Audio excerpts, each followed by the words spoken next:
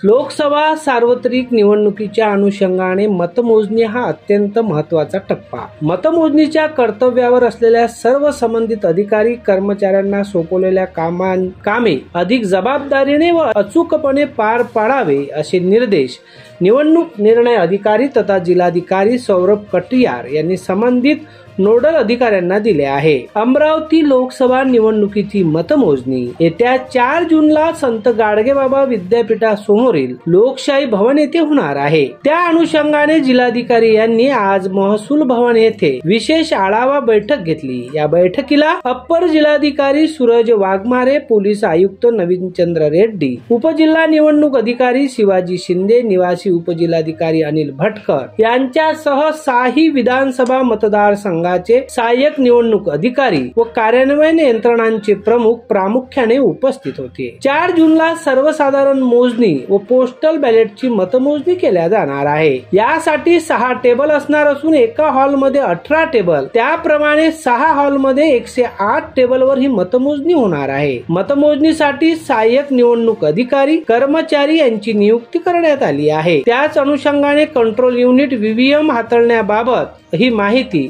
या बैठकीच्या दरम्यान देण्यात आलेली आहे. मतमोजणीसाठी करावयाची टेबलनिहाय रचना, संगणकीय व्यवस्था, मतमोजणी केंद्रावरील प्रवेश व सुरक्षा व्यवस्था, सीसीटीव्ही कॅमेरे, पिण्याच्या पाण्याची सुविधा, वाहनांची पार्किंग व्यवस्था, इंटरनेट सुविधांचाही आढावा जिल्हाधिकारी सौरभ कटियार यांनी घेतला.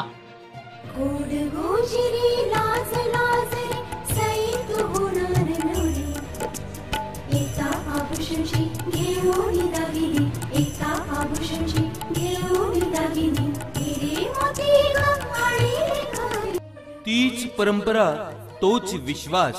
एकता ज्वेलर्स, नगर परिषद समोर, मेन रोड, परतवाडा. योगेश कपिले सह जितेंद्र रोडे, अध्ययन समाचार लाईव्ह, अमरावती.